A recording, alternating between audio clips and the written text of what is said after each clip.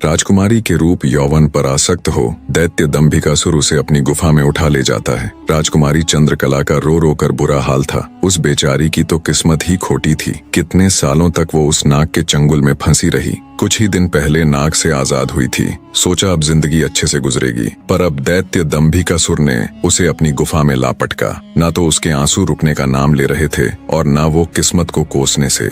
उसकी मनमोहक सुंदरता से अभिभूत दैत्य ने उसके साथ किसी प्रकार का बल प्रयोग नहीं किया। वह उस अद्भुत नारी को जबरदस्ती नहीं बल्कि उसकी सहमति से प्राप्त करना चाहता था। दंभिकासुर ने राजकुमारी से कहा, या तो तू अपनी मर्जी से मेरे साथ रहने के लिए सहमत हो जा, अन्यथा आजीवन तू ऐसे ही मेरी कैद में सड़ती रहेगी। दैत्य की बात सुन राजकुमारी चंद्रकला गुस्से से रोती हुई बोली, मैं तुम्हारे साथ रहने से पहले मरना पसंद करूंगी, और अगर तुम ये सोचते हो कि तुम मुझे यहाँ उठा लाए तो मैं तुम्हारी हो गई तो ये तुम्हारी सबसे बड़ी भूल है। मेरा पति मुझे ढूंढते हुए यहाँ जरूर आएगा और वो तुझे छोड़ेगा नहीं।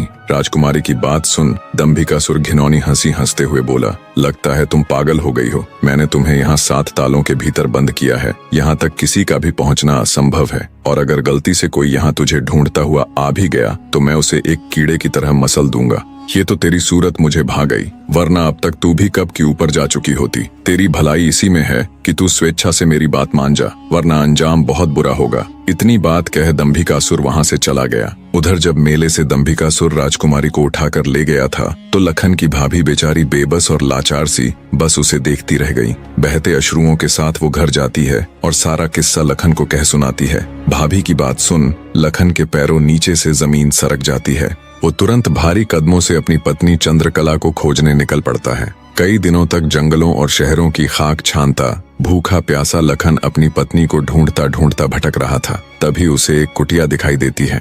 थका हारा लखन जब कुटिया के अंदर जाता है तो उसे अंदर एक साधु बाबा दिखाई देते हैं।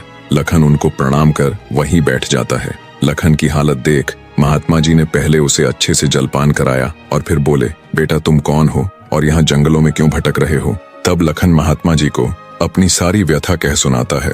लखन की सारी दास्तान सुन महात्मा जी बोले, बेटा तुम जिस राक्षस की बात कर रहे हो उसका नाम दैत्य दंभिकासुर है। वो जहाँ भी जाता है तबाही मचा देता है।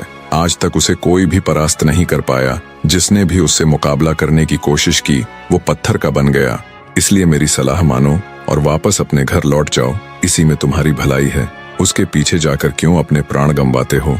साधु की बात सुन क्षण भर के लिए लखन सन्न रह जाता है। थोड़ी देर बाद धड़कते दिल के साथ उठकर वो महात्मा जी के चरण पकड़ लेता है। उसकी आंखों में डर और साहस के मिश्रित भाव थे। बने रहे।